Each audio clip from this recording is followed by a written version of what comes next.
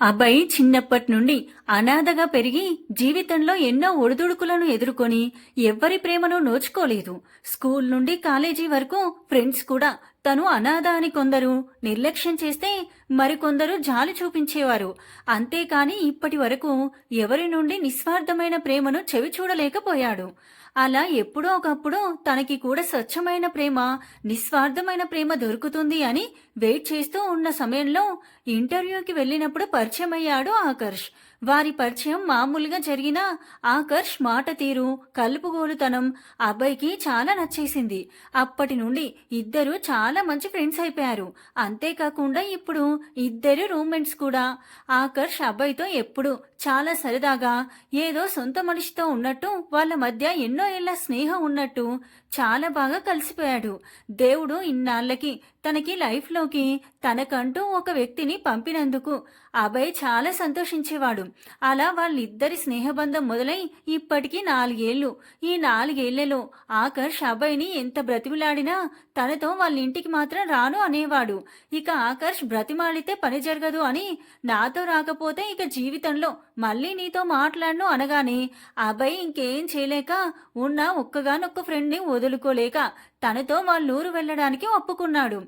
అభయ్ ఆకర్ష్తో వెళ్ళకపోవడానికి ఒక్కటే కారణం, ఆకర్ష్ ఇంట్లో వాళ్ళని చూసి తనకంటూ ఒక ఫ్యామిలీ లేదని, తన మనసుని కష్టపెట్టుకోవడం ఇష్టం లేక ఇన్నాళ్ళు ఏదో ఒక సాకు చెప్పి తప్పించుకునేవాడు. కానీ ఈసారి ఆకర్ష్ తెలివిగా లాక్ చేయడంతో అభయ్కి ఒప్పుకోక తప్పలేదు. అలా ఆకర్ష్ మాట మేరకు అభయ్ ఆకర్ష్తో వాళ్ళూరు వెళ్ళడానికి ఒప్పుకొని ఉదయాన్నే ఆఫీస్కి 1 వీక్ లీవ్ మెయిల్ చేసి ఇద్దరూ లగేజీ సర్దుకోవడం మొదలుపెట్టారు. కాసేపటికి ఇద్దరు తొందరగా ఫ్రెష్ అయి రెడీ అయి ఆటోలో బస్ స్టాప్కి చేరుకొని బస్ రాగానే ఎక్కేశారు. అలా 7 గంటలకి అక్కడ స్టార్ట్ అయిన బస్ నిర్విరామంగా నడుస్తూనే ఉంది.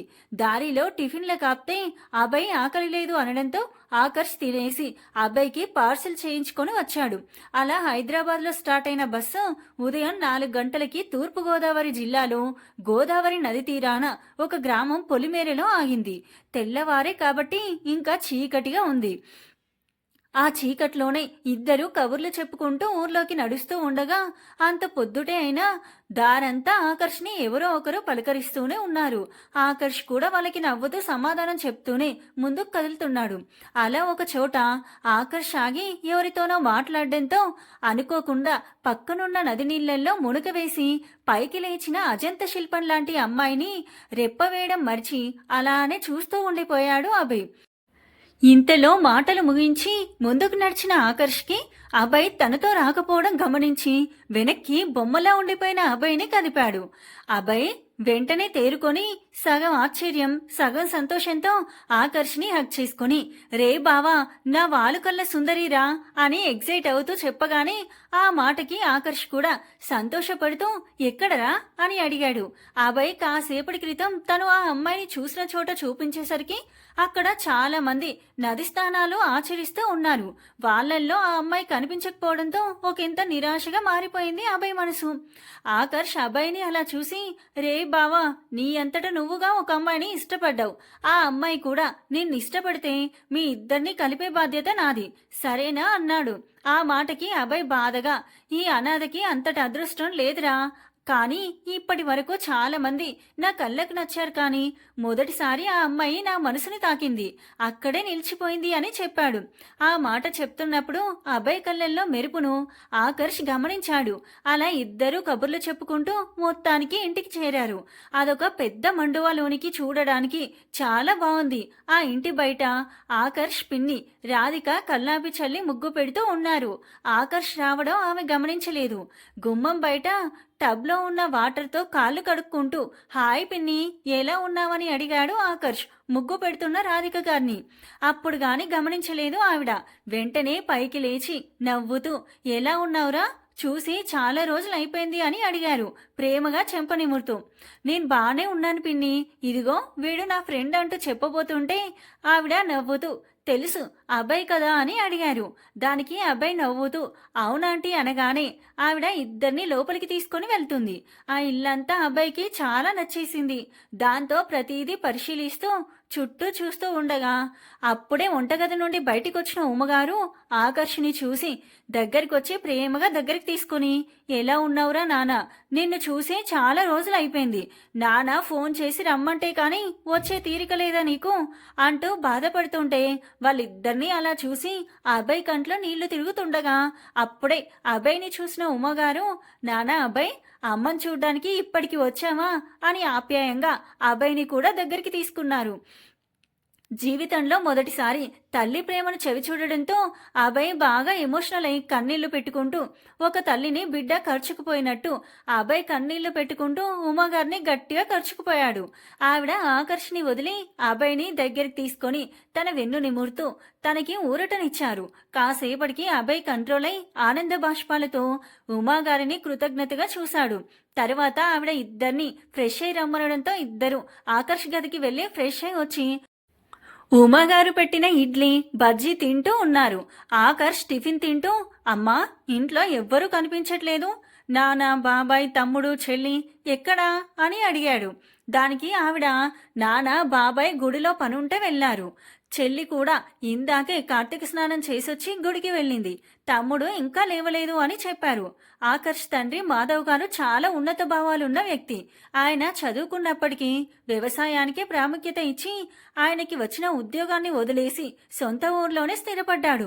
ఆయన భార్య ఉమాగారు భర్తకు తగ్గ భార్య అన్నపూర్ణాదేవి. వీళ్ళకి ఇద్దరు పిల్లలు. ఆకర్ష్ శ్రేష్ఠ. మాధవ్ గారి తమ్ముడు కృష్ణ గారు అన్నలానే మంచి విలువలున్న వ్యక్తి. ఆయన అదే ఊర్లో స్కూల్లో టీచర్గా పనిచేస్తున్నారు. ఆయన భార్య రాధిక. వీళ్ళకి ఒక్కగానొక్క కొడుకు అక్షయ్. వీడింకా చిన్న పిల్లవాడే, వయసు 8 సంవత్సరాలు. వీళ్ళది ఉమ్మడి కుటుంబం. అందరూ ఇదే ఇంట్లో కలిసి ఉంటారు. టిఫిన్ తినేసి అభయ్తో తన ఫ్రెండ్స్ని కలవడానికి వెళ్ళాడు ఆకర్ష్. వాళ్ళ ఫ్రెండ్స్ని అభయ్కి పరిచయం చేసి మాట్లాడుకుంటూ ఉండగా ఆకర్ష్ ఫ్రెండ్స్లో ఒకరు, అరే ఆకర్ష్, ఈ రోజు సాయంత్రం గుడిలో చెల్లి నాట్య ప్రదర్శన చూడడానికి చుట్టుపక్క ఊళ్ళ నుండి కూడా జనం వస్తున్నారా అన్నాడు. దానికి ఆకర్ష్ నవ్వుతూ ఒక కంట అభయ్ని గమనిస్తూనే ఉన్నాడు. ఆ మాట విన్న అభయ్ మాత్రం ఏవో ఆలోచనలలో మునిగిపోయాడు. ఫ్రెండ్స్ అలా మాట్లాడుకుంటూ ఉన్నారు కానీ తన ఆలోచనలో తనుండిపోయాడు.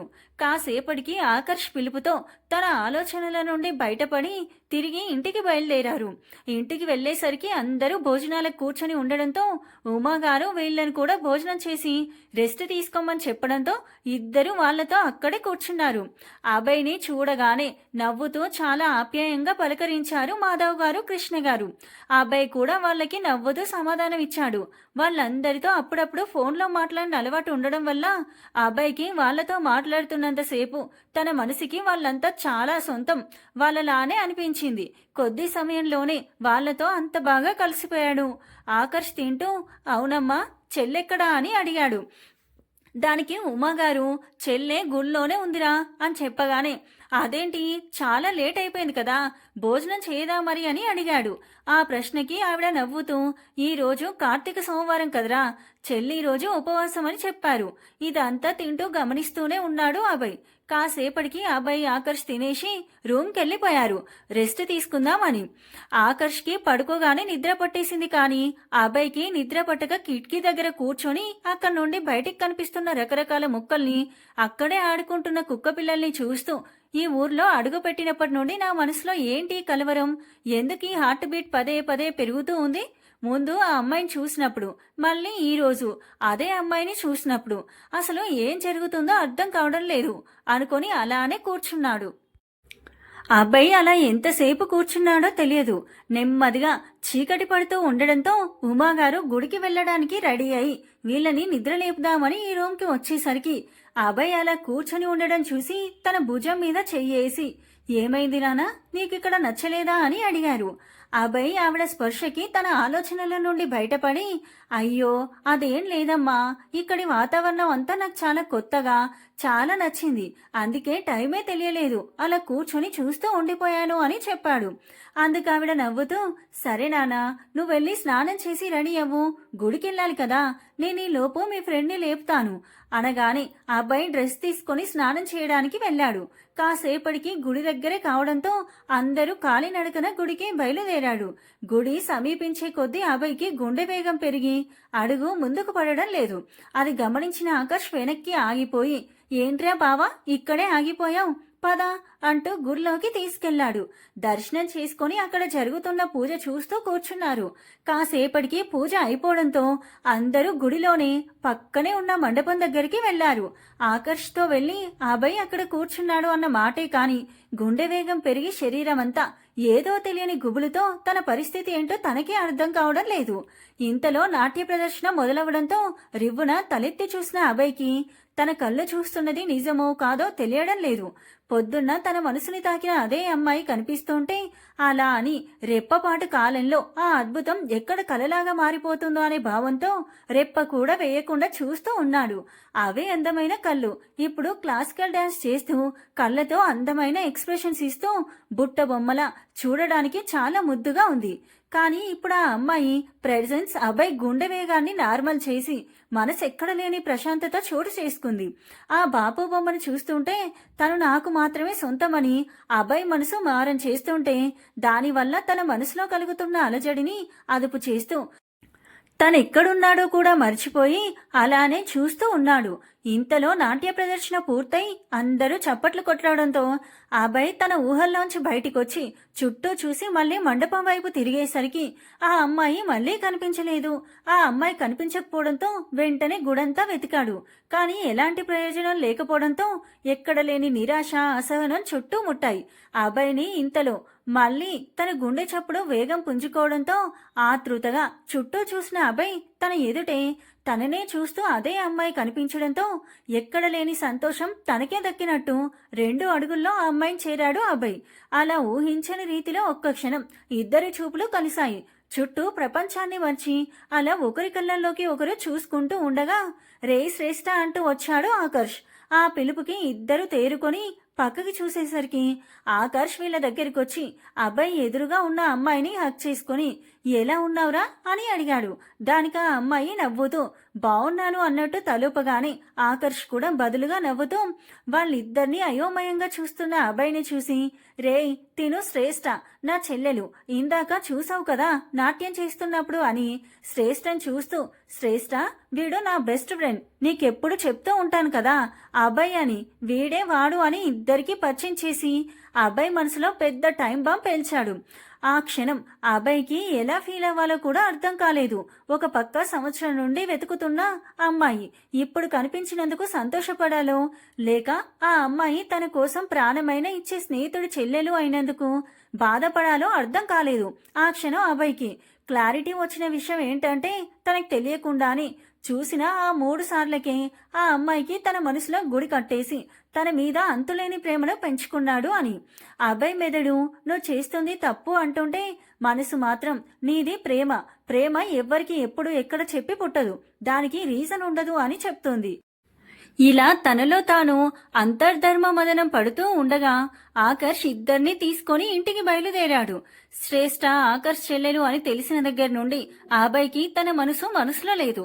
తెలియని గందరగోళం, అసహనం, చిరాకు ఇలా రకరకాలుగా ఉంది తన పరిస్థితి.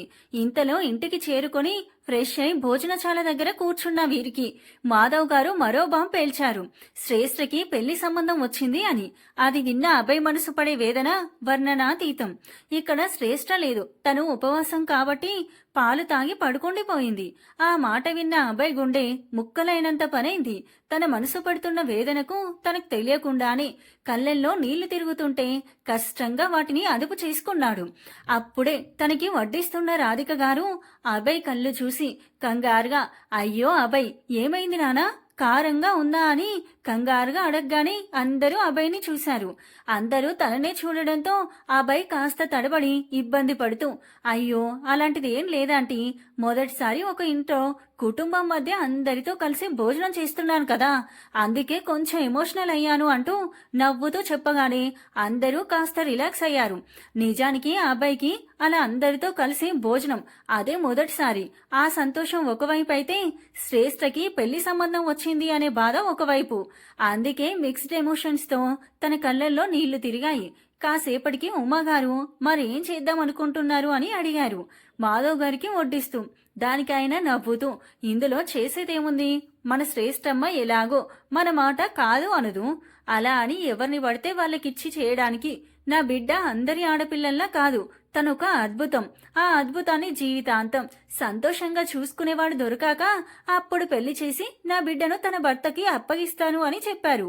ఆ మాటకు కృష్ణ గారు మాట్లాడుతూ, అవునన్నయ్య, నువ్వు చెప్పింది నిజమే, కానీ సంబంధం కూడా మంచిది అని మన శేఖరం అంటున్నాడు కదా, ఒకసారి ఆలోచించన్నయ్య అనగానే మాధవ్ గారు నవ్వుతూ, కృష్ణ, మన శ్రేష్టమ్మ డిగ్రీ మంచి మార్కులతో పాస్ అయి మంచి ఉద్యోగం తెచ్చుకున్నా మనల్ని వదిలి ఉండలేకే కదా, వాటన్నిటినీ కాదనుకొని ఇక్కడే ఉండిపోయింది. మరి అలాంటప్పుడు తనని 7 సముద్రాల అవతలిచ్చి చేస్తే తను మనల్ని వదిలి ఉండగలుగుతుందంటావా అని అడుగుతారు.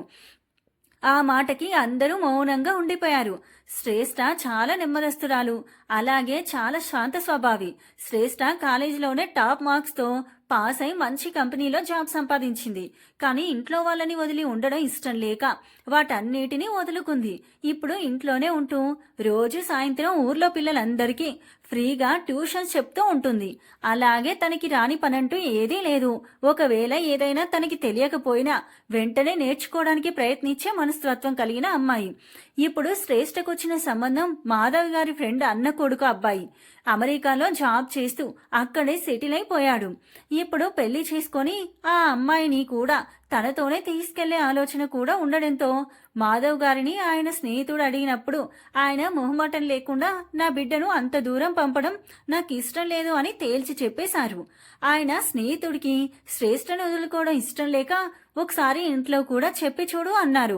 దాంతో మాధవ్ గారు మాట వరుసకు ఇంట్లో వాళ్ళకు చెప్పారు, కానీ శ్రేష్ఠకు ఆ సంబంధం చేయాలి అని ఏమాత్రం అనుకోలేదాయన. ఇక అక్కడితో ఆ విషయాన్ని వదిలేసి భోజనాలు కానించి మగవాళ్ళు వారి వారి గదుల్లోకి వెళ్లిపోయారు. ఆకర్ష్ కాల్ మాట్లాడి తన రూంలోకి వెళ్లేసరికి ఆలోచనలో ఉన్న అభయ్ పక్కన కూర్చుని అతని కాలు మీద చేయేసి, అంత సీరియస్ గా ఏం ఆలోచిస్తున్నావురా అని అడగగానే తన ఆలోచనల నుండి బయటపడ్డ అభయ్ చిన్నగా నవ్వి, ఏం లేదు అన్నట్టు తల ఊపాడు. అప్పుడే అక్కడికొచ్చిన అక్షయ్ అన్నయ్య అంటూ ఆకర్ష్ను చుట్టుకొని, అన్నయ్య బయట పడుకుందామన్నయ్య, ప్లీజ్ ప్లీజ్ ప్లీజ్ అని ముద్దు ముద్దుగా బతిమిలాడుతుంటే ఆకర్ష్ నవ్వుతూ సరే పద అనగానే అక్షయ్ ఎగురుతూ గంతులేసుకుంటూ బయటికి వెళ్లిపోయాడు. ఆకర్ష్ అబ్బాయిని తీసుకుని బయటికి వెళ్లేసరికి కృష్ణ గారు వీళ్ల కోసం పెరట్లో 2 మంచాలు వేసి ఉంచారు.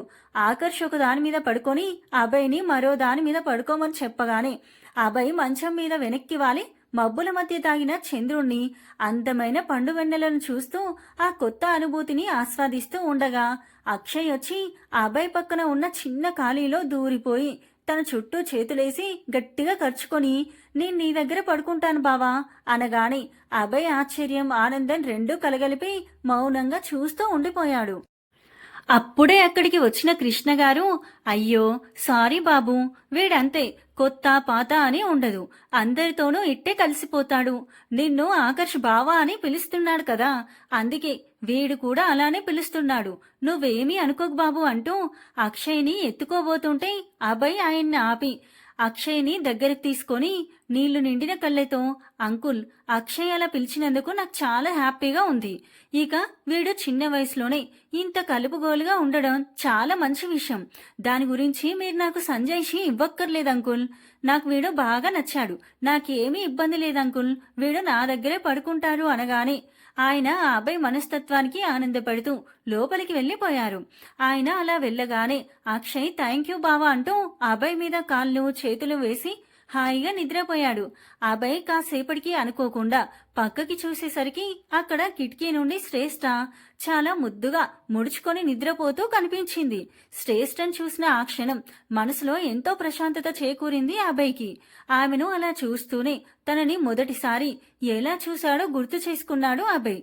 సంవత్సరం క్రితం అబ్బాయి ఆకర్ష్ ఒకే ఆఫీస్లో వర్క్ చేస్తూ ఉండడంతో ఇద్దరు ఒకే బైక్ పై ఆఫీస్కి వెళ్లేవారు.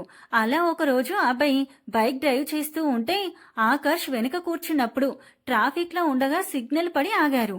అప్పుడే క్లాసికల్ డాన్స్ కాస్ట్యూమ్స్ లో బాబు బొమ్మల అందంగా భావాలు పలికే ఆ వాలుకల్లో ఉన్న శ్రేష్ఠ సిగ్నల్ క్రాస్ చేస్తూ పక్కనే ఉన్న ఆడిటోరియంకి వెళ్లడం మొదటిసారి చూశాడు అభయ్.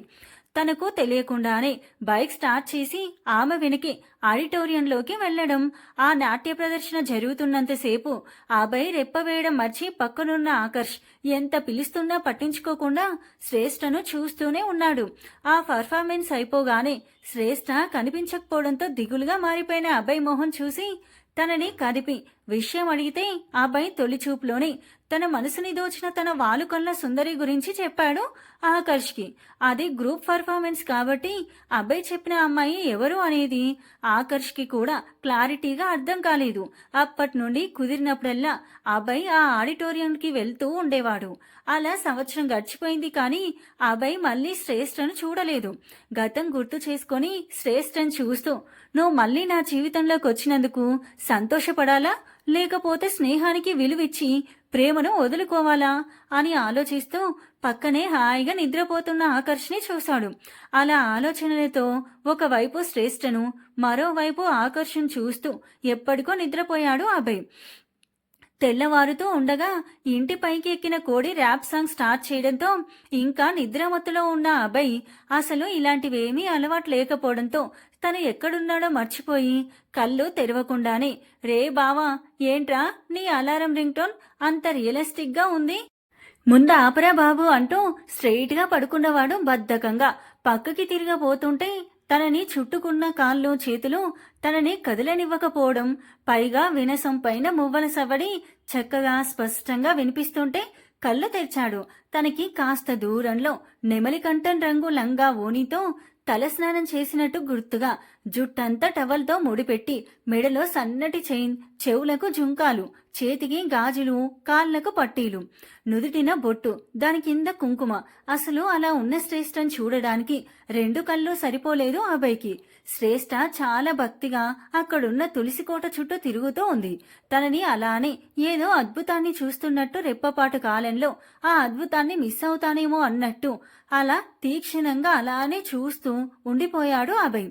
ఇంతలో తన పక్కనే పడుకున్న అక్షయ్ నిద్ర లేచి కళ్ళు నలుముకుంటూ నువ్వు అప్పుడే నిద్ర లేచేసావా బావా, అన్నయ్య చూడు ఇంకా నిద్రపోతున్నాడు అంటూ వాడు లేచి లోపలికి వెళ్ళిపోయాడు. అభయ్ వాడి మాటలకి ఈ లోకంలోకి వచ్చి ఒకసారి చుట్టూ చూసి ఇంకా నిద్రపోతున్న ఆకర్షని చూసి తనని తానే బండబూతులు తిట్టుకొని లేచి అక్కడికి కాస్త దూరంలో ఉన్న చెట్టు దగ్గరికి వెళ్లి అక్కడ కూర్చున్నాడు. మనసుకి మెదడికి స్నేహబంధానికి ప్రేమబంధానికి జరుగుతున్న నిశ్శబ్ద యుద్ధంలో దేనికి సర్ది చెప్పలేక మౌనంగా ఉండిపోయాడు. కాసేపటికి అభయ్ ఫ్రెష్ అవ్వడానికి వెళ్ళగానే ఆకర్ష్ నిద్ర లేచి బ్రష్ చేసుకొని ఫ్రెష్ అవుదామని బట్టలు తెచ్చుకోవడానికి తన రూమ్కి వెళ్ళాడు. రూమ్లోకి వెళ్ళగానే సడన్ గా వెనుక నుండి తనని రెండు చేతులు గట్టిగా చుట్టేశాయి. ఆకర్ష్కి ఆ స్పర్శను గుర్తుపెట్టడానికి పెద్ద టైం పట్టలేదు. తనని చుట్టుకున్న చేతులపై ముద్దు పెట్టి చిరుకోపంగా రాక్షసి నేను నిన్ననగా వస్తే ఈ రోజా వచ్చేది అని అడగగానే ఆ వెనుక ఉన్న రచన ఆకర్ష్ ముందుకొచ్చి క్యూట్ గా ఫేస్ పెట్టి చెవులు పట్టుకుని సారీ బావా నిన్న నాకు ఎగ్జామ్ ఉంది, పైగా నువ్వు వస్తున్నావని నాకు తెలియదు కదా అని అనగానే ఆకర్ష్ నవ్వుతూ ఆమెను గుండెలకు హత్తుకున్నాడు. వీళ్ళిలా లోకాన్ని మర్చిపోయి ఒకరి కౌగిట్లో ఒకరు కరిగిపోతూ ఉండగా చిన్నగా దగ్గుతున్నట్టు శబ్దం వినిపించగానే ఇద్దరూ కంగారుగా దూరం జరిగి డోర్ వైపు చూసేసరికి అక్కడ డోర్ కానుకొని చేతులు కట్టుకొని వీళ్ళనే చూసి నవ్వుతూ కనిపించాడు అభయ్.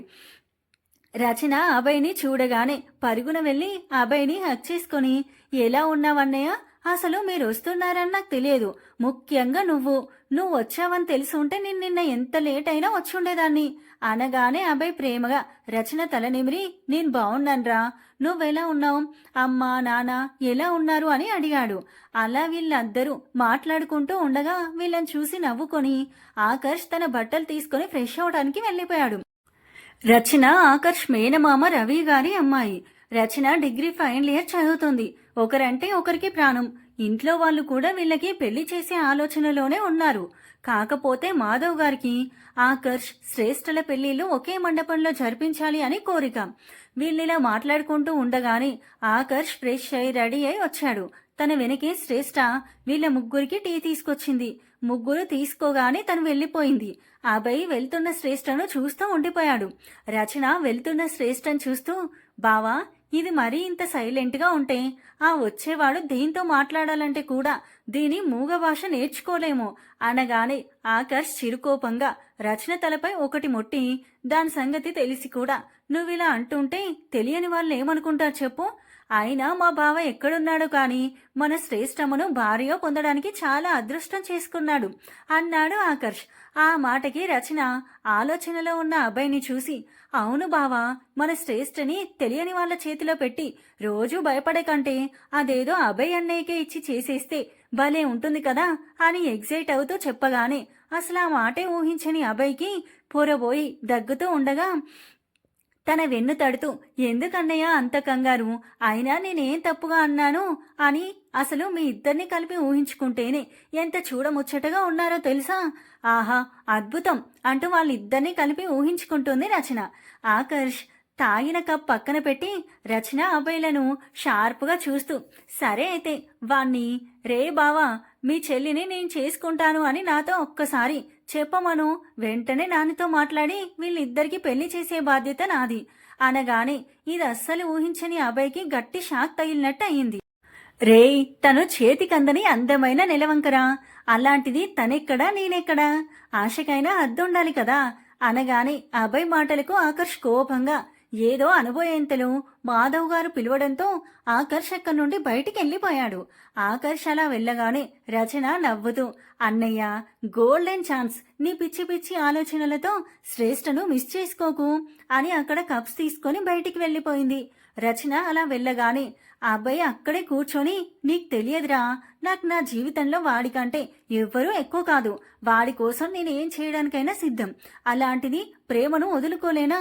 పాపం వాడేదో మాట వరుసకు నా చెల్లిని చేసుకుంటావా అని చెప్పు చాలు అంటున్నాడు, కానీ వాడికేం తెలుసు అంటూ తన గుండె మీద చేయి పెట్టుకొని, ఇక్కడ ఆల్రెడీ శ్రేష్టకి గుడి కట్టేశాను అని శ్రేష్ట కోసం ఆలోచిస్తుంటే తనను వదులుకోవడానికి నా మనసు అస్సలు ఒప్పుకోవట్లేదు, తను లేకుండా నేను బ్రతకలేను అంటుంది. కానీ నా ప్రేమ కోసం వాడి స్నేహాన్ని, వాడితో వచ్చిన ఇన్ని అనుబంధాలని వదులుకొని మళ్ళీ అనాథనవ్వడం నాకు ఇష్టం లేదురా అంటూ అప్పటికే వస్తున్న కన్నీళ్లకి స్వేచ్ఛనిచ్చి బాధగా కళ్ళు మూసుకున్నాడు. ఇదంతా ఆ రూమ్ డోర్ దగ్గరే ఉండి ఒకరు విన్నారు. విన్న వాళ్ళకు కూడా బాధగా అనిపించి ఇక అక్కడ ఉండలేక వాళ్ళు కూడా బాధ పెడుతూ చప్పుడు చేయకుండా అక్కడి నుండి వెళ్లిపోయారు. అలా ఆలోచనల్లో ఉన్న అబ్బాయిని చల్లటి గాలి తాకగానే మనసంతా ప్రశాంతంగా అనిపించింది. ఇంతలో ఎవరో చేయి తన భుజం మీద పడగానే మరింత ప్రశాంతత చోటు చేసుకుంది. కానీ ఆ స్పర్శ గుండెల్లో ఏదో తెలియని అలజడి రేపింది. వెంటనే కళ్ళు తెరిచి చూసిన అబ్బాయికి తనకి అత్యంత చేరువలో తననే నవ్వుతూ చూస్తున్న శ్రేష్ఠ కనిపించగానే వెంటనే లేచి ఆమెని గట్టిగా తన గుండెలకు హత్తుకున్నాడు. చాలాసేపటి వరకు ఇద్దరి మధ్య మౌనం. కానీ ముందుగా అబ్బాయి శ్రేష్ఠ నుండి దూరం జరిగి అతనికి బాగా ఇష్టమైన ఆమె వాలు కన్నులలోకి సూటిగా చూస్తూ, శ్రేష్ఠ, ఈ జన్మకు నీ చేయి అందుకునే అదృష్టం నాకు లేదు అని బాధపడుతూ తన చేతిలో ఉన్న శ్రేష్ఠ చేతిని వదిలేశాడు. అప్పుడే అన్నయ్య అంటూ రచన గొంతు విని కంగారు పడుతూ తిరిగి శ్రేష్ఠ వైపు తిరిగేసరికి అక్కడ ఎవ్వరూ లేరు. చుట్టూ చూశాడు, ఎక్కడా కనిపించకపోవడంతో అప్పుడు అర్థమైంది ఆ అబ్బాయికి ఇప్పటిదాకా జరిగిందంతా కల అని. అలా కల కన్నందుకు తనను తానే తిట్టుకుంటూ, అయినా నా పిచ్చి కాకపోతే నేను శ్రేష్ఠని ప్రేమిస్తున్నాను అని శ్రేష్ఠ కూడా నన్ను ప్రేమించాలా అని లేదు కదా అని దీర్ఘంగా ఒక నిట్టూర్పు విచ్చి, అయినా ఇక్కడ ఎక్కువ రోజులుండి రోజు శ్రేష్టని చూస్తూ నా మనసును నేనే ఇబ్బంది పెట్టుకొని ఆ తర్వాత వచ్చే పిచ్చి ఆలోచనలకు గాను పిచ్చి నిర్ణయాలు తీసుకుంటే ఆ జరిగే వాటికి పూర్తి బాధ్యుణ్ణి నేనే అవుతాను.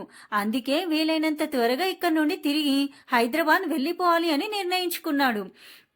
చాలాసేపటి నుండి ఆ అబ్బాయిని పిలిచి పిలిచి విసుగొచ్చి రచన ఇక అతను పలకట్లేదని గట్టిగా ఇల్లంతా దద్దరిల్లేలా అల్లయ్య అని అభయ్ చెవి దగ్గరకు వచ్చి అరవగానే ఆ పిలుపుకి అభయ్ ఉలిక్కిపడి చెవులు మూసుకున్నాడు. రచన అభయ్ ఉలిక్కిపడడంతో చిన్న పిల్లల చెవులు పట్టుకుని క్యూట్ గా సారీ అనగానే అభయ్ అల్లరి పిల్ల అంటూ నవ్వేశాడు. కాసేపటికి కమ్మనైన ఛాయ్తో ఎదురొచ్చింది శ్రేష్ఠ. అభయ్ ఆకర్ష్ ఇద్దరు తన దగ్గర టీ కప్ తీసుకొని అక్కడే ఇంటి వరండాలో కూర్చున్నారు.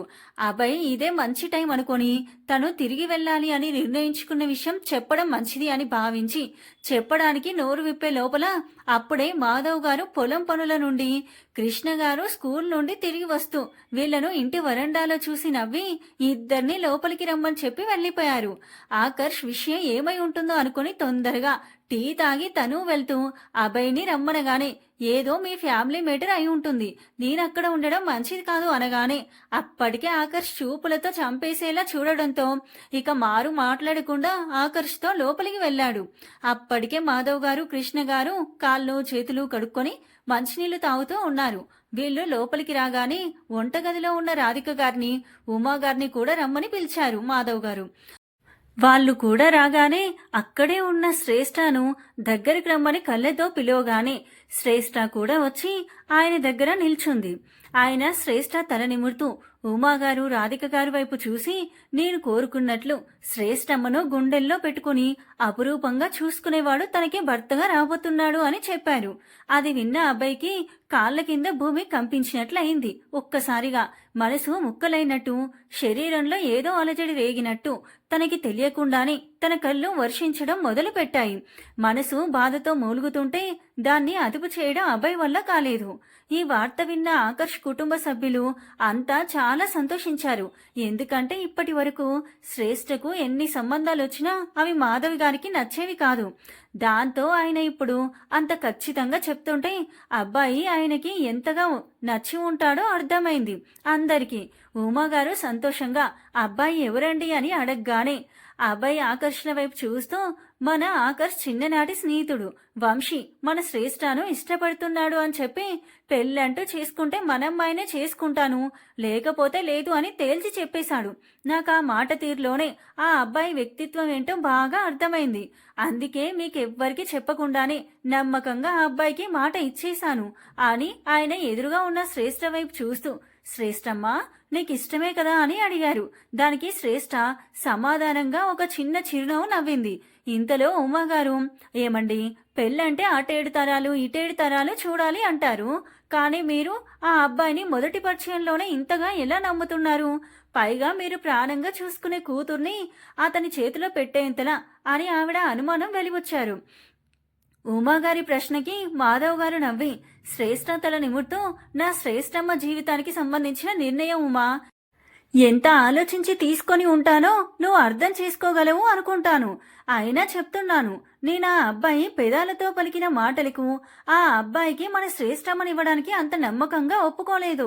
ఆ అబ్బాయి మన అమ్మాయి గురించి మాట్లాడుతున్నప్పుడు అతని కళ్ళల్లో అమితమైన ప్రేమను, ఒక రకమైన మెరుపును గమనించాను. అది చాలా ప్రత్యేకమైనదుమా. అందరూ అలా ప్రేమించలేరు. అలాగే అందరూ అలా డైరెక్ట్ గా తమ ప్రేమను తను ప్రేమించిన అమ్మాయి తండ్రి దగ్గరకు వచ్చి చెప్పే ధైర్యం చేయలేరు. కానీ ఆ అబ్బాయి చెప్పాడు. అతని ప్రేమ చెప్పేలా చేసింది. అందుకే ఆయన చెప్పిందంతా విన్న అందరూ చాలా సంతోషపడ్డారు. కానీ వాళ్ళున్న ఆనందంలో అక్కడే వాళ్ళ మధ్యలో ఉన్న అభయ్ బాధను ఎవ్వరూ గమనించలేదు. వర్ణనాతీతం. మాధవ్ గారు మళ్ళీ నవ్వుతూ ఆకర్ష్ వైపు చూసి నువ్వేమంటావు ఆకర్ష్ అని అడగగానే ఆకర్ష్ ఆనందంగా శ్రేష్టని చూస్తూ నాదేముంది నానా, చేసుకోబోయేది చెల్లి, నచ్చాల్సింది కూడా చెల్లెకే. కానీ ఒక్క విషయం నానా, వంశీ చాలా మంచివాడు, వాణ్ణి మిస్ చేసుకోవడం మాత్రం మంచిది కాదు. ఆ తర్వాత చెల్లి ఇష్టమని చెప్పాడు. ఆకర్ష్ మాటకు అందరూ శ్రేష్ఠ ఇష్టం తెలుసుకోవడం కోసం తన వైపు చూడగానే మళ్ళీ అదే చిరునవ్వు నవ్వి ఊరుకుంది.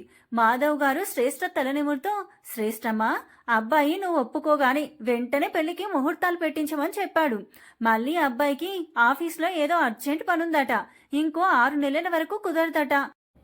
పెళ్లి కుదుర్చుకొని పెళ్లి అంత వాయిదా వేయడం మంచిది కాదు తల్లి. ఏ క్షణంలో ఏం జరుగుతుందో చెప్పలేం కదా. ఆలస్యం అమృతం విషమని అంటారు కదా. అందుకే నీకు కూడా ఇష్టమైతే వెంటనే పెళ్లికి ముహూర్తాలు పెట్టేస్తాను అనగానే మళ్ళీ శ్రేష్ఠ అదే చిరునవ్వు సమాధానంగా ఇవ్వడంతో అందరూ చాలా సంతోషించారు. మాధవ్ గారు వెంటనే రవి గారికి కూడా కబురు చేశారు. రచన, ఆకర్షణ పెళ్లి కూడా వీళ్లతో పాటే చేయాలి అని. జరిగేదంతా అభయ్ అలా బాధగా చూస్తూ మాధవ్ గారి దగ్గరున్న శ్రేష్ఠను కన్నీళ్లతో చూస్తూ, ఇక ఈ క్షణం నుండి నువ్వు వేరే వాళ్ళ సొంతమనే ఊహ కూడా భరించలేకపోతుంది నా మనసు. అలాంటిది రేపు నా కళ్ళ ముందే నీ మెడలో వేరే వ్యక్తి తాళి కడుతూ ఉంటే చూస్తూ భరించగలనా నేను? నా వల్ల కాదు శ్రేష్ఠ. నాకు ఊహ తెలిసాక నాకంటూ కావాలి అని కోరుకుంది మొదట ఆకర్ష్ స్నేహం. అయితే ఆ తరువాత నేను కోరుకుంది నీ ప్రేమని. అది నాకు ఎప్పటికీ దక్కదని ఈ రోజుతో దేవుడు నిరూపించేశాడు. అందుకే ఇక్కడే ఉంటూ నువ్వు వేరే వాళ్ళ సొంతం అవుతుంటే చూస్తూ భరించే శక్తి నాకు లేదు శ్రేష్ఠ అని తన చెంపల మీదున్న కన్నీళ్లను తుడుచుకొని తన బాధంతా పంటి బిగన అదివి పెట్టుకొని నెమ్మదిగా తనకి ఏదో ఫోన్ కాల్ వచ్చినట్టు ఫోన్ చెవి దగ్గర పెట్టుకొని మాట్లాడుతున్నట్టు బయటికి వెళ్లిపోయాడు. ఈ పెళ్లిళ్ల హడావిడిలో పడి ఎవ్వరికీ అభయ్ అక్కడ నుండి బయటికి వెళ్లిపోవడమే తెలియలేదు.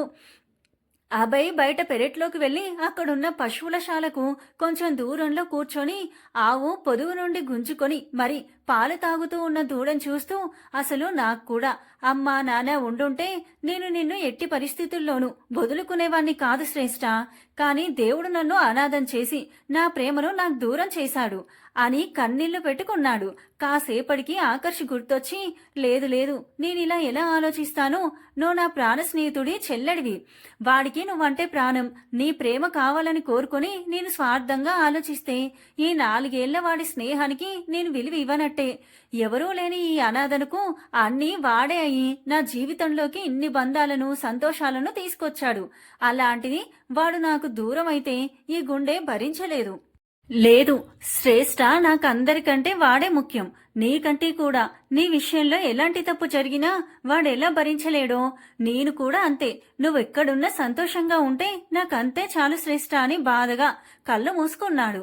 కాసేపటికి భారంగా ఒక నిట్టూర్పు విడిచి, నా కళ్ళెదుటే నువ్వు ఇలా వేరే ఎవరో సొంతం అవుతుంటే చూస్తూ భరించేంత పెద్ద మనసైతే నాకు లేదు. అందుకే నీకు దూరంగా వెళ్లిపోతేనే నువ్వు నీతో పాటు ఉన్నా వాళ్ళందరూ సంతోషంగా ఉంటారు అని గట్టి నిర్ణయానికి వచ్చి ఆకర్ష్ రూంలోకి వెళ్లి బ్యాగ్లో తన లగేజీ సర్దుకొని బయటికి వచ్చాడు. అప్పటిదాకా అభయ్ పడ్డ మనోవేదన అంతా ఒకరు ఆ పక్కనే ఉన్న గది కిటికీ నుండి చూస్తూ వాళ్ళు కూడా బాధపడ్డారు. అప్పటికే రవి గారు రావడంతో ఆయనకి మాధవ్ గారు విషయం చెప్పగానే ఆయన కూడా చాలా సంతోషించారు. వెంటనే పంతులు గారిని పిలిపించి ముహూర్తాలు పెట్టించడం, ముహూర్తం మరో 4 రోజుల్లోనే కుదరడం, అందరూ ఆ అడావిడి గురించి కంగారు పడుతూ మాట్లాడుకుంటూ ఉన్నారు. అప్పుడే అభయ్ రూమ్ నుండి బ్యాగ్తో రావడం చూసి మాధవ్ గారు ఎక్కడికి బాబు అని అడగగానే అందరూ అభయ్ చేతిలో బ్యాగ్ చూసి అతని చుట్టూ చేరిపోయారు. ఆకర్ష్ మాత్రం కోపంగా చూస్తూ ఉన్న చోటనే ఉండిపోయాడు. మాధవ్ గారు అలా అడగగానే అభయ్ తడబడుతూ, అది అంకుల్, ఆఫీస్లో అర్జెంట్ పని పడింది, నేను వెంటనే చెన్నై వెళ్ళాలి అని కాల్ వచ్చింది అని ఎలాగో కష్టపడి అబద్ధం చెప్పేశాడు.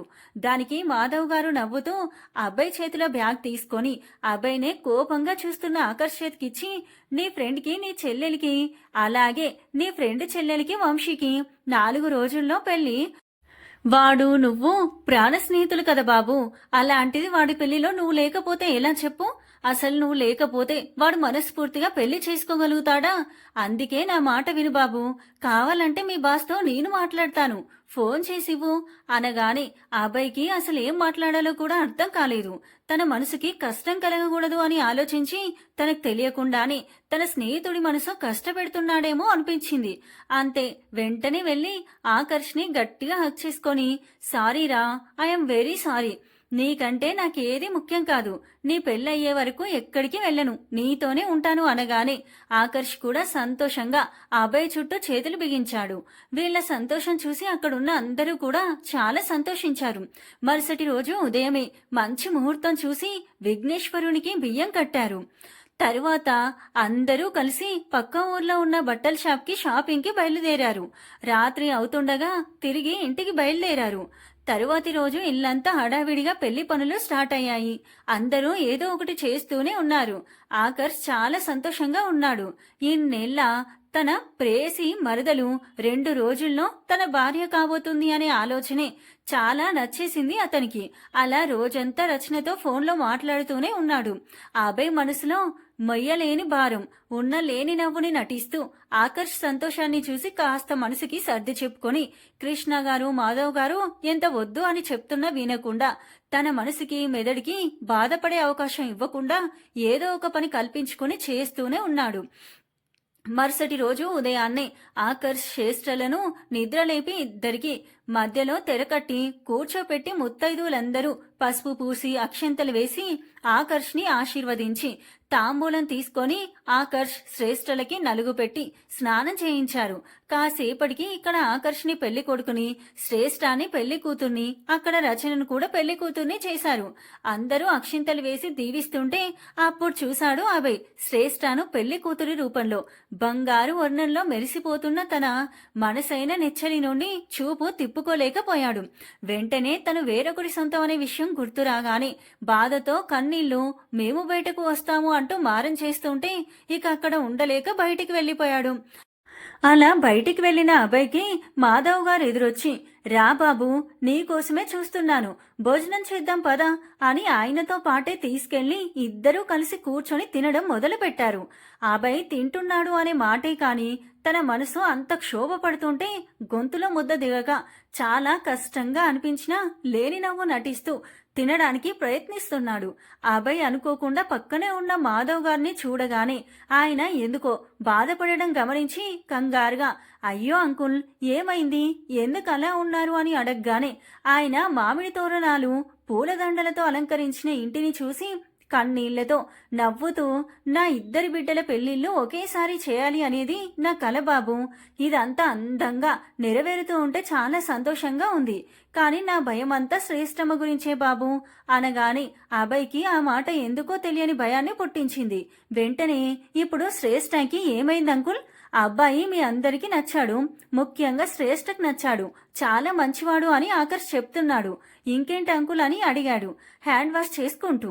దానికి ఆయన భోజనం తినడం అయిపోవడంతో చేతులు కడుక్కొని వచ్చి మళ్ళీ అభయ్ పక్కనే కూర్చొని, ఏ తండ్రి అయినా తన కూతుర్లో అమ్మను చూసుకుంటాడు, అందుకే తను అలిగినా కోప్పడినా ప్రేమతో గుండెలకు హత్తుకుంటాడే కాని కోప్పడాడు అని నేను కూడా నా కూతుర్లో నా తల్లినే చూసుకుంటున్నాను బాబు, తనంటే నాకు ప్రాణం, చిన్నప్పటి నుండి శ్రేష్ఠ చాలా నెమ్మదస్తురాలు, పైగా మనసులో ఏమున్నా అస్సలు బయటికి చెప్పదు, అది బాధైనా సంతోషమైనా.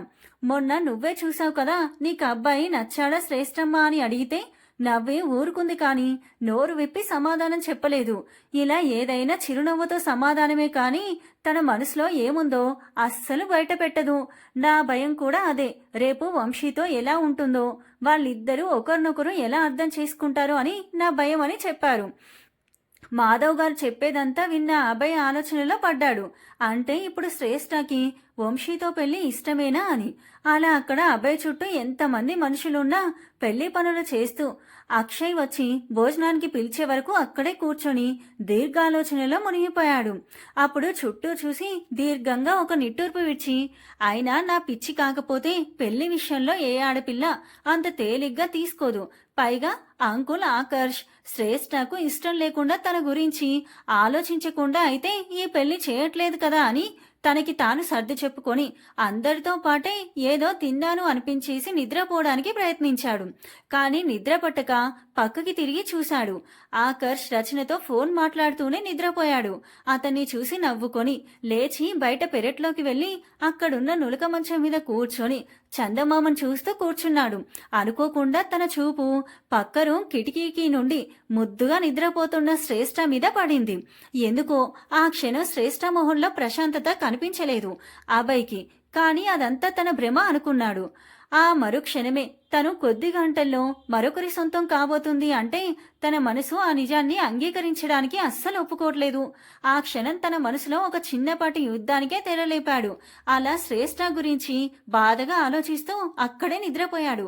తెల్లారి ఉమాగారు టీ తెచ్చి నిద్రలేపగా లేచాడు. టీ తాగి ఫాస్ట్గా ఫ్రెష్ అయి రెడీ అయి ఆకర్ష్ని రెడీ చేసి రూమ్లోనే కూర్చోబెట్టాడు. మాధవ్ గారు ఆకర్ష్ బయటకు రాకూడదు అని చెప్పడంతో ఇక అబ్బాయి ఆ పని ఈ పని అని లేకుండా మనసుకి మెదడికి బాధపడేంత ఖాళీ ఇవ్వకుండా అన్నీ చేస్తూ చాలా బిజీ అయిపోయాడు. మధ్యాహ్నం భోజనం ఏదో మాధవ్ గారి బలవంతం మీద బంధువులందరి మధ్యలో కూర్చొని వాళ్లతో పాటే తిన్నాను అనిపించేసి ఆకర్ష్ దగ్గరికి వెళ్తూ అనుకోకుండా శ్రేష్ఠ రూమ్ డోర్ ఓపెన్ చేసి ఉండడం వల్ల గ్రీన్ కలర్ పట్టు చీరలో అందాల భరణిలా కనువిందు చేస్తున్న శ్రేష్ఠ అక్కడ అద్దం ఎదురుగా కూర్చొని ఏదో ఆలోచిస్తూ కనిపించింది. ఆమెనలా చూస్తుంటే మనసంతా ఏదో తెలియని ప్రశాంతత, పట్టరాని సంతోషం. కాని ఆ మరుక్షణమే నువ్వు చేస్తుంది చాలా తప్పు అని తన మెదడు వారిస్తుంటే మనసును సూదులతో గుచ్చినట్లు చాలా బాధగా చెప్పాలంటే ఈ 3 రోజుల నుండి అభయ్ అనుభవించే మనోవేదన వర్ణనాతీతం. ఈ క్షణం ఆ బాధ మరింత రెట్టింపై ఇక తట్టుకోలేకపోయాడు. ఇక అక్కడే ఉంటే శ్రేష్ఠను తన మనసు ఎక్కడ అదుపు తప్పుతుందో అనే భయం మొదలైంది అభయ్లో. ఆ భయంతో వల్లంతా చెమటలు పట్టేసి ఎగ ఊపిరి తీసుకుంటూ ఇలా అయితే నా ఆకర్షణ దూరం అయిపోతాడు అనుకున్నాడు. అసలు ఆ ఆలోచన భరించలేకపోయాడు. ఇక వెంటనే అక్కడి నుండి వెళ్లిపోవాలి అని గట్టిగా నిర్ణయించుకొని ఆకర్ష్ రూమ్లోకి వెళ్ళాడు. అక్కడ ఆకర్ష్ కిటికీకి అటువైపు తిరిగి రచనతో ఫోన్ కాల్లో బిజీగా ఉన్నాడు. ఇక ఇదే మంచి టైం అనుకొని బాధతో కన్నీళ్లు పెట్టుకుంటూనే తన లగేజ్ బ్యాగ్ ప్యాక్ చేసుకుని ఆఖరిసారిగా ఆకర్ష్ని ఒకసారి మనసారా చూసుకొని తనని వదిలి వెళ్లడానికి మనసు ఒప్పుకోకపోయినా ఇప్పుడు వెళ్ళక తప్పదు అని అతి కష్టం మీద ఆ రూమ్ నుండి ఎవరూ చూడకుండా బయటికొచ్చి ఇంట్లో నుండి సింహద్వారం వైపు బయటికి అందరూ చూస్తారు అని ఇంటి వెనుక నుండి బయటికి వెళ్లి ఇంటిని చూస్తూ ఈ వారం రోజులు ఆ ఇంటితో ఆ ఇంట్లో ఉన్న మనుషులతో ముఖ్యంగా ఆకర్ష్తో ఉన్న అనుబంధాన్ని గుర్తు చేసుకుని ఆనందంతో కన్నీళ్లు పెట్టుకుంటూ ముందుకు సాగాడు. అలా ఒక 10 అడుగులు వేయగానే వెళ్ళిపోతున్నావా అభయ్ అని మాధవ్ గారి గొంతు వినిపించగానే అక్కడే ఆగిపోయాడు. వెనక్కి తిరిగి ఆయన్ని ఫేస్ చేసే ధైర్యం లేక చిన్నగా అది అంకుల్ నేను అర్జెంటుగా వెళ్ళాలి, మీకు తెలిస్తే వెళ్ళనివ్వరని చెప్పకుండా వెళ్తున్నాను, నన్ను క్షమించండి అంకుల్, కానీ వెళ్ళక తప్పదు అని ముందుకు కదిలాడు మొండిగా. దాంతో మాధవ్ గారు ఏంటి బాబు అంత అర్జెంట్ పని, ఆఫీస్ వర్కేనా లేక శ్రేష్టమ మెడలో వేరొకరు తాళి కడుతుంటే చూసి తట్టుకునే శక్తి లేక వెళ్ళిపోతున్నావా అని అడిగారు. అసలు ఆయన నుండి ఆ ప్రశ్నే ఊహించని అభయ్ నిర్గాంతపోయి ఉన్న చోటే ఆగిపోయాడు. అభయ్ అలా ఆగడంతో ఇప్పటికి కూడా నీ మనసులో శ్రేష్టమ మీద పెంచుకున్న అమితమైన ప్రేమను బయట పెట్టాలి అని లేదా బాబు అని అడిగారు మాధవ్ గారు. ఆయన అలా అడగగానే అభయ్ దిగ్గున తిరిగి ఆయన వైపు చూస్తూ ఏం సమాధానం చెప్పాలో అర్థం కాక ఆయన్నే చూస్తూ ఉన్నాడు. మాధవ్ గారు మళ్ళీ మాట్లాడుతూ ఆకర్ష్ ముందే చెప్పాడు నువ్వెట్టి పరిస్థితుల్లోనూ నీ ప్రేమ విషయం బయట పెట్టవు అని. కానీ నేనే ప్రేమ ఎలాంటి వాళ్ళనైనా ఎవరినైనా ఎదిరించేలా చేస్తుంది, చూస్తూ ఉండు అని చెప్పాను. కానీ నువ్వు నీ స్నేహితుడి నమ్మకాన్ని నిజం చేశావు.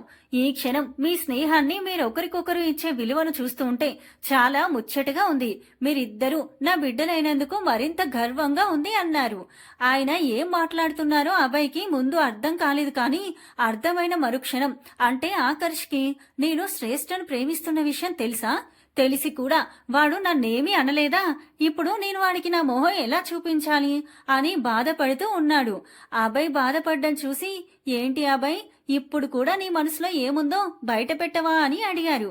దానికి అభయ్ ఏదో చెప్పబోయేంతలో వాడెందుకు చెప్తాను నానా, వాడికి అన్నిటికంటే ముందు నేను ముఖ్యం, అది ప్రేమైనా సరే. అటు చెల్లికి కూడా వీడి మీద ఎంత ప్రేమున్నా దానికి మన కుటుంబం పరువు ముఖ్యం. వీడికి నాకు మధ్య ఉన్న స్నేహం పాడవకుండా ఉండడం ముఖ్యం. అంతేకాని వీళ్ళిద్దరూ ఒకరి మీద ఒకరు పెంచుకున్న ప్రేమకు ఏమాత్రం విలువలేదు. అవునా అంటూ కోపంగా అరిచినట్టే అడిగాడు. అప్పుడే అక్కడికి వచ్చిన ఆకర్ష్ శ్రేష్ఠ కూడా తనని ప్రేమిస్తుంది అని చెప్పిన మాట దగ్గరే ఆగిపోయింది అభయ్ మైండ్. ఇక రెండోది ఏది ఆలోచించలేకపోతుంది. అది విన్న మనసు ఆనందంతో ఉరుకలు వేస్తుంటే అసలు ఇదంతా ఆకర్ష్కి ఎలా తెలిసింది అని తన మనసు సతమతమవుతోంది. అంతలోనే ఆకర్ష్ ఆవేశంగా అభయ్ ముందుకొచ్చి తన భుజాలు పట్టుకొని ఎర్రటి కళ్ళతో చూస్తూ ఇప్పుడైనా మాట్లాడురా, నీ మనసులో నా చెల్లి మీద పెంచుకున్న ప్రేమ గురించి ఇప్పుడైనా చెప్పు అని అడిగాడు. దానికి అభయ్ కన్నీళ్లతో ఆకర్ష్ని హత్తుకొని, నేను చెప్పలేనురా శ్రేష్ఠ, నా ప్రాణం, నువ్వు నా ఊపిరి అన్న నిజం నేను చెప్పలేను. మీలో ఎవరు కావాలి అనుకున్నా ఇంకొకరిని వదులుకోవాలి అన్న వాస్తవం కూడా నేను చెప్పలేను. నేను తనని మొదటిసారి చూసినప్పుడే తన రూపాన్ని నా మనసులో ముద్రించుకున్నానని చెప్పలేను. ఆ క్షణం నుండి తన కోసమే పిచ్చివాళ్లా వెతుకుతూ తన కోసమే ఎదురు చూశాను అని చెప్పలేను. ఇక్కడికొచ్చాక తను నీ చెల్లి అని తెలిసి ఒక పక్క సంతోషం, మరోవైపు బాధ. ఆ బాధతో నేనెంత నరకం అనుభవించానో చెప్పలేను. కానీ నేనొచ్చినప్పటి నుండి శ్రేష్టం చూస్తూ ఉంటే నా మనసు అదుపు తప్పి ఎక్కడ మన మధ్య ఉన్న స్నేహం పాడవుతుందో అనే స్వార్థంతో నీకు దూరంగా వెళ్ళిపోవాలి అని అనుకున్న విషయం కూడా నేను చెప్పలేను. నాకు నా జీవితంలో నువ్వెంత ముఖ్యమో శ్రేష్ఠ కూడా అంతే ముఖ్యమని చెప్పలేను. తను లేకపోతే నేను బ్రతకలేను అన్న నిజం కూడా చెప్పలేను. ఇలా తను మరొకరి సొంతం అవుతుంటే నాకు చచ్చిపోవాలని ఉంది. కనీసం ఈ అనాథ అది కూడా చేయలేడు అని ఇన్ని తను అనుభవించిన మనోవేదన అంతా ఒక్కసారిగా తన మౌనం వీడి మాటల రూపంలో, కన్నీళ్ల రూపంలో బయటికి వచ్చింది. అభయ్ మాటల్లోనే అర్థమైంది ఆకర్ష్ ఇన్ని రోజులు తనెంత బాధను అనుభవించాడు. వెంటనే అభయ్ను తన నుండి దూరం జరిపి లాగి ఒక్కడు పీకాడు. దెబ్బకు అభయ్ కన్నీళ్లతోనే నవ్వుతూ మళ్లీ ఆకర్ష్ని హత్తుకొని, నేను శ్రేష్ఠను ప్రేమిస్తున్నట్టు నీకెలా తెలిసిందిరా అని అడగగానే ఆకర్ష్ అభయ్ని తన నుండి దూరం జరిపి, ఆ రోజు నువ్వు శ్రేష్ఠను మొబైల్లో ఫోటో తీసావు కదా, దాంతో నాకు తెలియకుండా అప్పుడప్పుడు మాట్లాడుతూ ఉండడం చూశాను. నీకు తెలియకుండా ఆ ఫోటో చూశాక అర్థమైంది నువ్వు ప్రేమిస్తుంది ఎవరినో కాదు, నా చెల్లినే అని. ఆ విషయం తెలిసాక నేనెంత సంతోషపడ్డానో తెలుసా? నీ నోటి నుండి నీ ప్రేమ విషయం చెప్తావు, అప్పుడు నువ్వు ప్రేమిస్తున్న అమ్మాయి నా చెల్లెలు అని చెప్పి నిన్ను సర్ప్రైజ్ చేయొచ్చు అని నేను 10 నెలలుగా పిచ్చోళ్ళ వెయిట్ చేస్తున్నాను. కానీ తమరు చెప్పలేదు. ఇక ఇలా కాదని నాన్నకు కాల్ చేసి అంతా చెప్పాను. ఆయన శ్రేష్ఠకి ఇష్టమైతే మీ ఇద్దరికి పెళ్లి చేయడానికి ఆయనకేం అభ్యంతరం లేదని చెప్పారు. నేను నాన్నకు చెప్పాను, వాడికి శ్రేష్ఠ ఎవరో తెలియదు, ముందు మనం వాడికి శ్రేష్ఠ ఎవరో తెలిసేలా చేయాలి అని. అప్పుడే నిన్ను ఇక్కడికి తీసుకురావాలని ప్లాన్ చేశాను.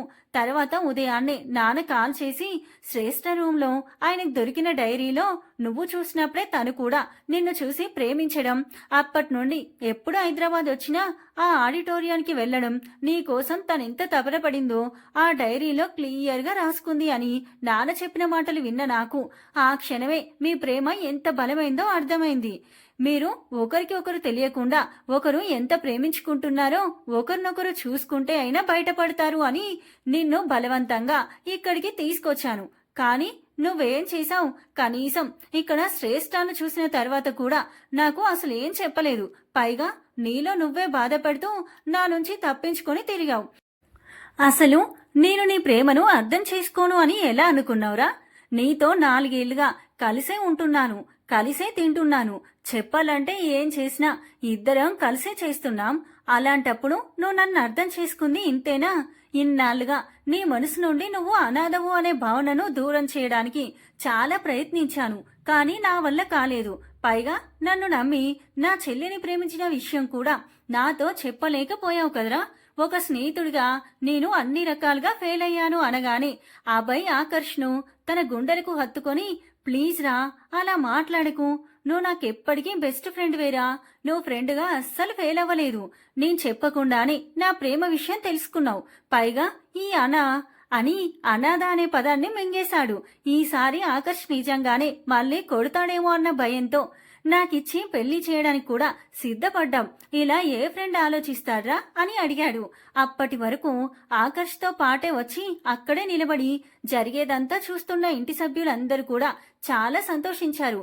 ఎందుకంటే వాళ్ళందరికీ ముందే మాధవ్ గారు మొత్తం చెప్పడంతో ఎవరూ బయటపడకుండా వాళ్ళు అనుకున్నట్లుగానే ఆ బై శ్రేష్ఠలకు డౌట్ రాకుండా నటిస్తూ ఉన్నారు. వీళ్లతో పాటు శ్రేష్ఠ కూడా బయటే ఉండడంతో ఆకర్ష్ శ్రేష్ఠ ఎదురుగా నిలబడి తన చేతులతో ఆమె మొహాన్ని పట్టుకొని, ఈ అన్నయ్య దగ్గర నీ మనసు విప్పి మాట్లాడేంత స్వేచ్ఛ కూడా నీకు లేదరా అని అడిగాడు బాధగా. వెంటనే శ్రేష్ఠ ఏడుస్తూ ఆకర్ష్ని గట్టిగా హక్ చేసుకుని మౌనంగా ఉండిపోయింది. కాసేపటికి అక్షయ్ వాతావరణాన్ని మారుస్తూ, పెద్దమ్మ నాకు ఆకలేస్తుంది అని పొట్ట పట్టుకోగానే అందరూ ఒక్కసారిగా నవ్వేశారు. అందరి నవ్వుల మధ్య మొదటిసారి శ్రేష్ఠ అభయ్ చూపులు కలిశాయి. వాళ్ళనలా చూసి అందరూ ముసిముసిగా నవ్వుకుంటూ ఉండగా శ్రేష్ఠ అభయ్ నుండి చూపు తిప్పుకుంది. ఆకర్ష్ అభయ్ శ్రేష్టను ఒక దగ్గరికి జరిపి అభయ్ చేతికి శ్రేష్ఠ చేతిని అప్పగించబోతూ నవ్వుతూ, శ్రేష్ఠ చేసుకోబోయే వంశీ ఎవరో కాదు సార్, అభయ్ వంశీ తమరే అనగానే అభయ్కి అప్పుడు అర్థమైంది. ఇంట్లో అందరూ వంశీ వంశీ అంటుంటే అసలు కొంచెం డౌట్ రాలేదు తనకి. ఇప్పుడు ఆకర్ష్ చెప్పగానే విషయం అర్థమై తనలో తానే నవ్వుకొని ఆకర్ష్ తన చేతిలో శ్రేష్ఠ చేతిని పెట్టబోతుంటే ఆగమని చెయ్యి చూపించి, నేను ముందు శ్రేష్ఠతో ఒకసారి మాట్లాడాలి అని అడగడంతో దానికి ఆకర్ష్ మాధవ్ గారిని చూడగానే ఆయన వెళ్ళమని చెప్పడంతో ఆకర్ష్ నవ్వుతూ, ఇప్పటికైనా ఈ మూగ మనుషులు మాట్లాడుకుంటే మాకంతే చాలు, వెళ్ళండి అనగాని శ్రేష్ఠ తన రూంలోకి వెళ్ళిపోయింది. తన వెనకే అభయ్ కూడా ఆ రూంలోకి వెళ్లి డోర్ క్లోజ్ చేసి శ్రేష్టం వైపు తిరిగాడు. శ్రేష్ఠ మౌనంగా తలదించుకొని ఉండడంతో అభయ్ అల్లరిగా, అమ్మ శ్రేష్ఠ, నువ్విప్పుడు మౌడ మాట్లాడకుండా మౌనంగా ఉన్నావంటే నేను వెళ్ళిపోతాను అనగానే శ్రేష్ఠ 2 అడుగుల్లో అభయ్ని చేరి గట్టిగా హక్ చేసుకొని, ఐ లవ్ యూ అభయ్ గారు అని చెప్పగానే ఆమె తనని కౌగిలించుకోవడంతో మనసుకి రెక్కలొచ్చినట్టు ఏదో తెలియని కొత్త ఫీలింగ్ తనని చుట్టుముడుతుంటే ఆమె తీయటి స్వరం మొదటిసారి వినడంతో మనసుకి చాలా హాయిగా అనిపించింది. పైగా ఆమె మనసు విప్పి ప్రేమను తెలియజేయడంతో మరింత సంతోషంగా అతన్ని చుట్టుకున్న ఆమె చుట్టూ చేతులు బిగించి ఐ లవ్ యూ టూ బంగారం అంటూ ప్రేమగా ఆమె నుదుటిపై చుమ్మించాడు. శ్రేష్ఠ ఆ ముద్దులో అభయ్ ప్రేమను ఆస్వాదిస్తూ అతన్ని గట్టిగా హత్తుకుపోయింది. కాసేపటికి అభయ్ తన గుండెల మీదున్న శ్రేష్ఠ ముంగురాలతో ఆడుకుంటూ, శ్రేష్ఠ, మనం వచ్చి చాలాసేపు అయిపోయింది, ఇప్పటికైనా బయటికి వెళ్ళకపోతే బాగోదు అనగానే అభయ్ చుట్టూ ఉన్న శ్రేష్ఠ చేతిలో ఇంకా బిగించింది.